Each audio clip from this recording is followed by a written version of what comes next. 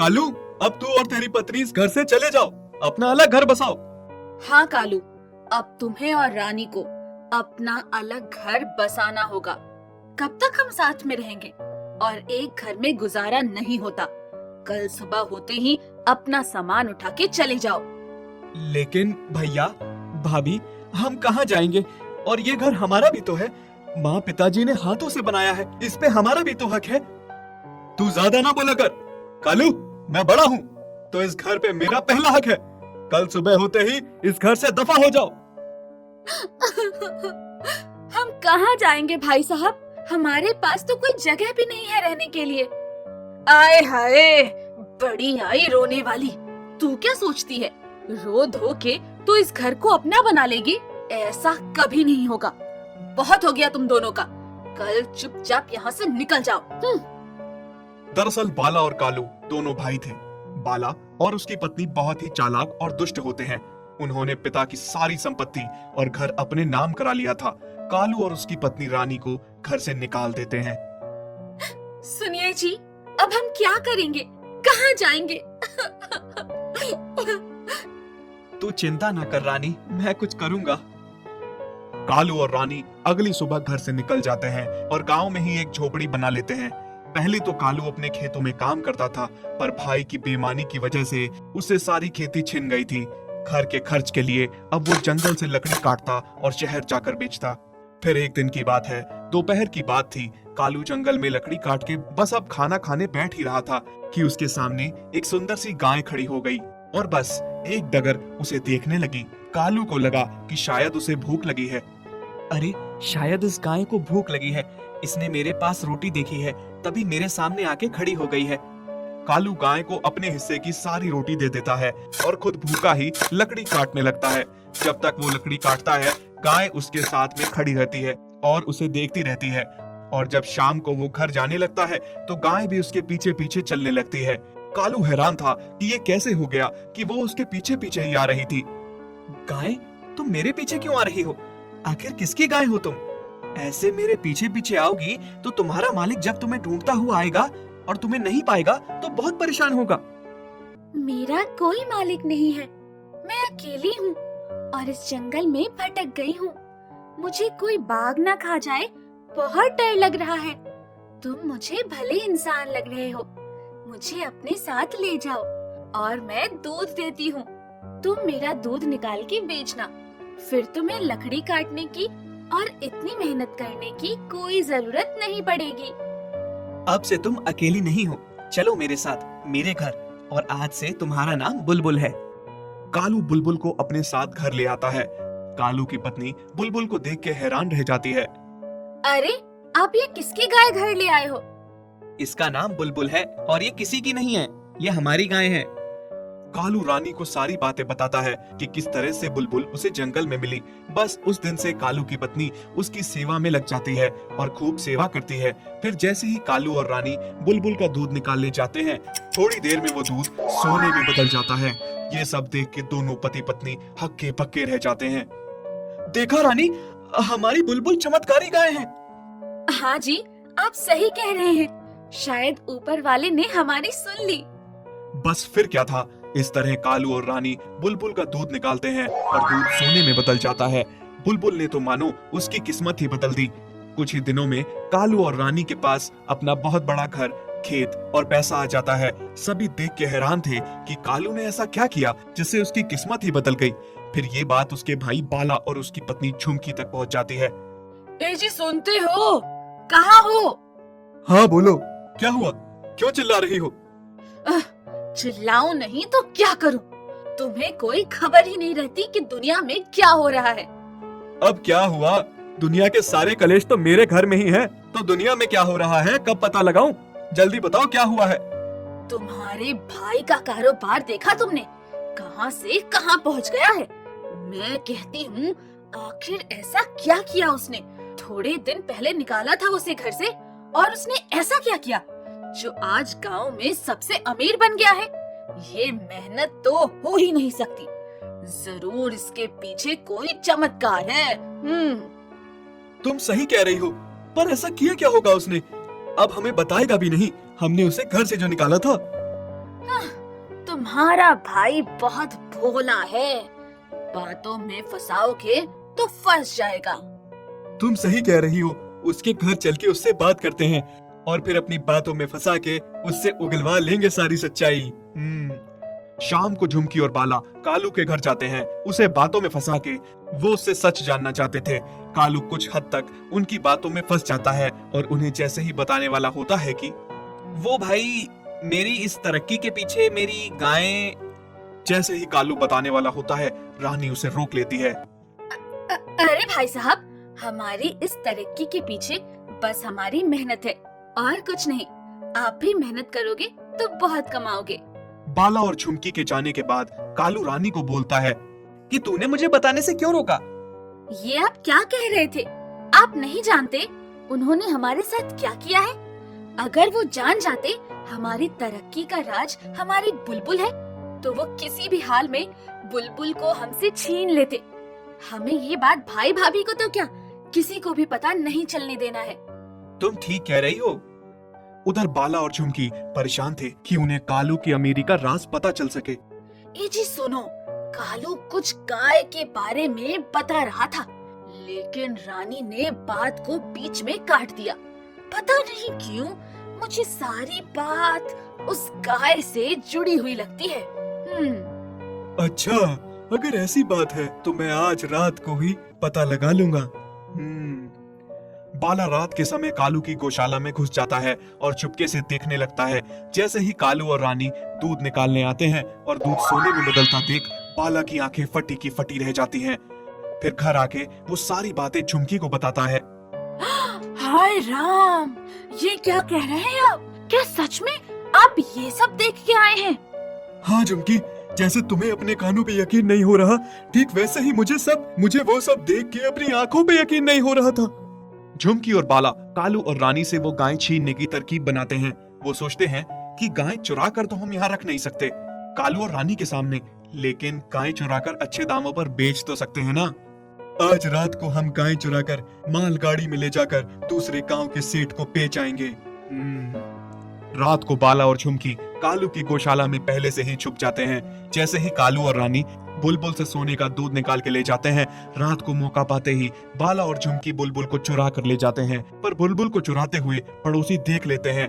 फिर अगले दिन सुबह सुबह जैसे ही कालू बुलबुल को चारा देने आता है, वो बुलबुल को नहीं पाता। हाय राम, मैं तो लुट गया। रानी भागती हुई आती है। क्या हुआ जी, आप क्यों रो रहे हैं?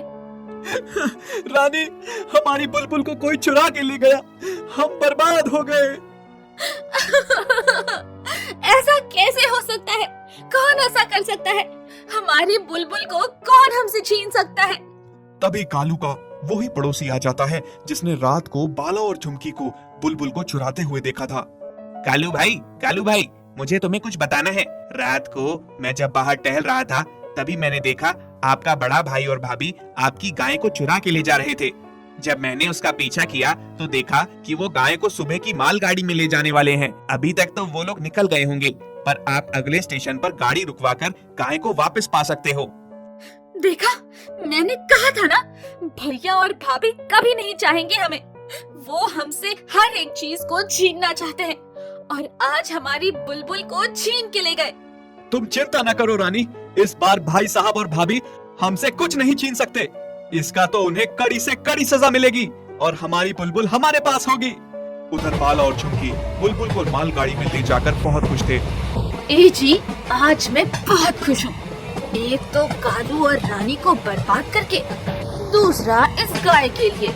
इसे बेच के हम लाखों कमाएंगे। हाँ झुमकी, खुश तो मैं भी बहुत हवा में उड़ रहे थे ना दोनों। अब क्या करेंगे, अब तो बर्बाद हो गए।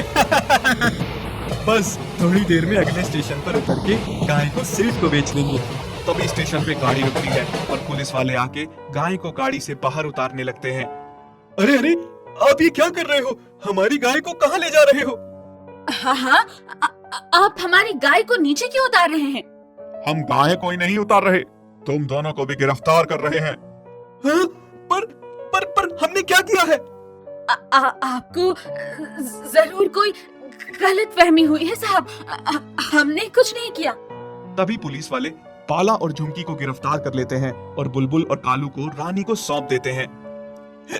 बुलबुल, मेरी बुलबुल, तुम मुझे मिल गई। अब मैं तुम्हें खुद से कभी दूर नहीं जाने दूंगा। हाँ बुलबुल, अब हम तुम्हें कभी दूर नहीं होने देंगे। कालू मेरे भाई, हमें माफ कर दो, गलती हो गई। इतनी सी गलती के लिए क्या अपने भाई को गिरफ्तार करवाओगे क्या? हाँ कालू और रानी, रहम करो हम पे। आज के बाद ऐसी गलती कभी नहीं होगी।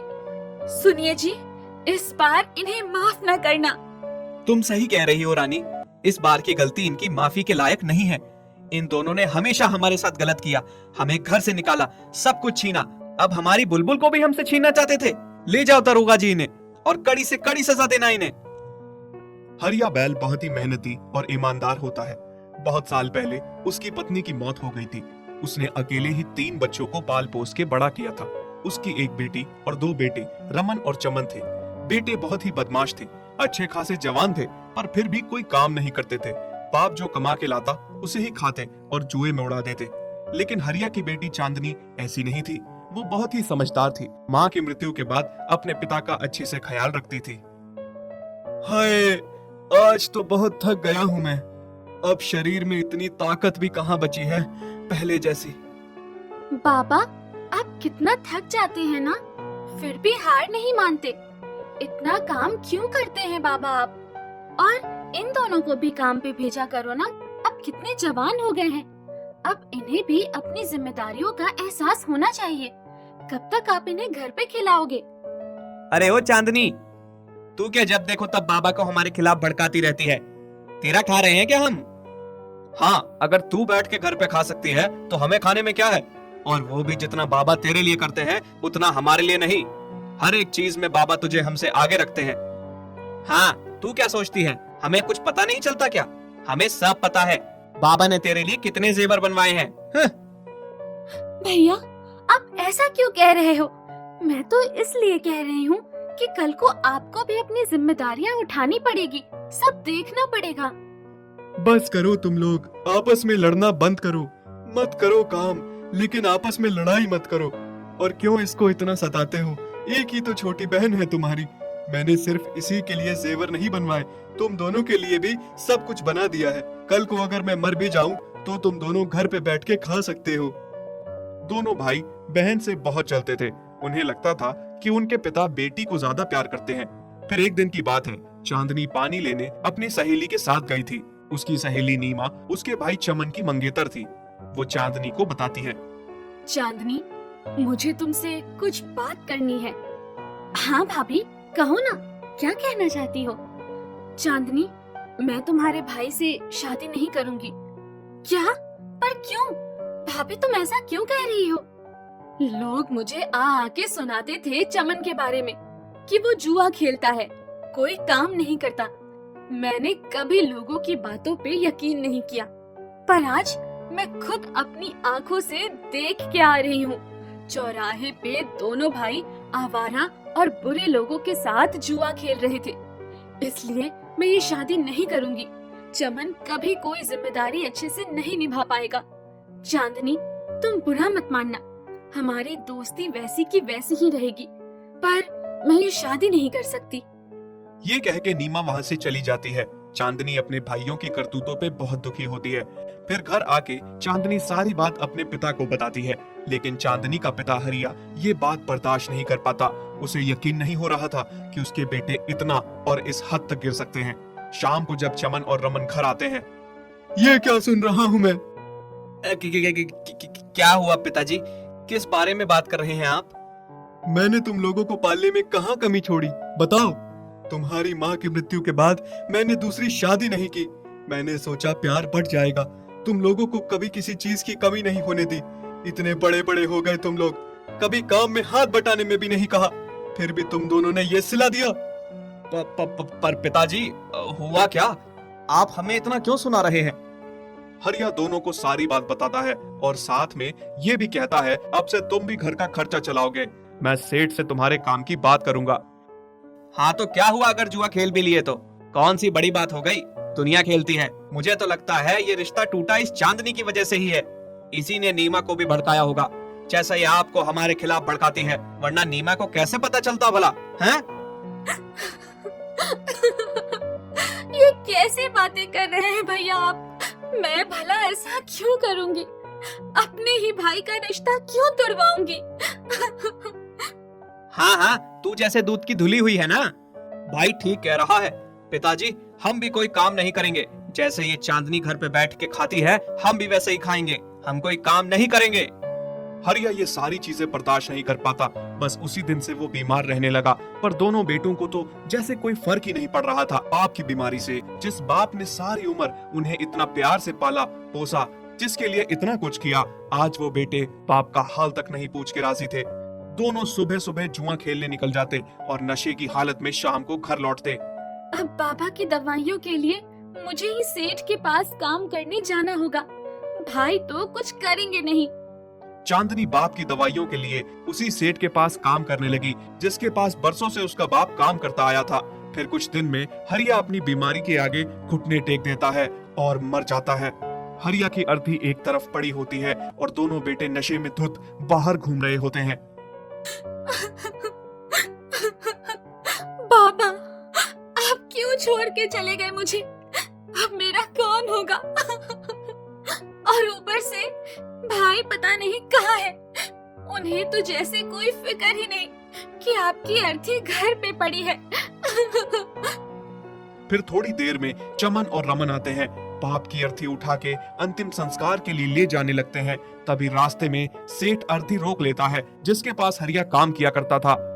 माँ, इसका अंतिम संस्कार नहीं होने दूंगा। क्या? ये आप क्या कह रहे हैं? क्यों नहीं होने देंगे संस्कार? क्योंकि हरिया ने मुझसे लाखों रुपए का कर्ज लिया था और वो लौटाया भी नहीं। वो तो मर गया, पर तुम दोनों उसके बेटे हो। तुम्हारा फर्ज बनता है उसका कर्ज उतारना। हम? भला हम कैसे आपका लाखों का कर्ज उतारेंगे? हमारे पास तो कुछ भी नहीं है देने को। पैसे नहीं है तो घर तो दो ना। तुम्हारे पिता ने मरने से पहले तुम दोनों के लिए नया घर बनवाया है। उन्हें बेच के मेरे पैसे पूरे करो, वरना मैं अर्थी को एक कदम भी आगे नहीं बढ़ने दूंगा। क्या? घर बेच दे? हम क्यों घर बेचें? हमने थोड़ी ना कर्जा लिया था। घर बेच देंगे तो खुद क्या करेंगे? हम घर नहीं बेचने वाले, भले ही संस्कार हो या ना हो। हम अर्थी नीचे छोड़ रहे हैं। पीछे खड़ी चांदनी जब से सब सुन रही थी तो वो बहुत दुखी होती है और जल्दी से घर जाकर वो सारे गहने ले आती है जो उसके पिता ने उसकी शादी के लिए बनवाए थे। सेठ जी, ये लीजिए, ये गहने रख लीजिए। बाकी के पैसे मैं आपके पास काम करके चुका दूंगी, पर मेहरबानी करके मेरे पिता की अर्थी न रोकिए। उनका अंतिम संस्कार होने दीजिए। सेठ कहने नहीं लेता और कहता है, बेटी, मैं तो बस आजमा रहा था कि हरिया के बेटों में जरा भी शर्म है या नहीं, लेकिन उनमें तो बिल्कुल भी शर्म नहीं है। हरिया ने मुझसे कहा था कि उसे पता चल गया था कि उसके बेटे नालायक हैं, इसलिए उसने कहा था जब वो मर जाए तो मैं तुम तीनों को परखूं। जिन बेटों के लिए उसने क्या कुछ नहीं किया, आज उन्होंने ये सिला दिया। सेठ बताता है, हरिया ने उससे कोई कर्ज नहीं लिया, बल्कि उसने हरिया के लाखों रुपए देने हैं और इन लाखों रुपयों के हकदार चांदनी बेटा तुम ही हो, ये दोनों नहीं। क्या? ऐसा कैसे हो सकता है? हमें माफ कर दीजिए, हमसे बहुत बड़ी भूल हो गई सेठ जी। सेठ उन दोनों की एक नहीं सुनता और हरिया का चांदनी के साथ मिलके अंतिम संस्कार करवाता है। फिर सारे पैसे चांदनी को दे देता है। यदि आप ऐसी कहानियां और देखना चाहते हैं तो हमारे चैनल को सब्सक्राइब करें और बेल आइकन पर क्लिक करें ताकि हमारी सारी नई वीडियोस आप सबसे पहले देख सकें।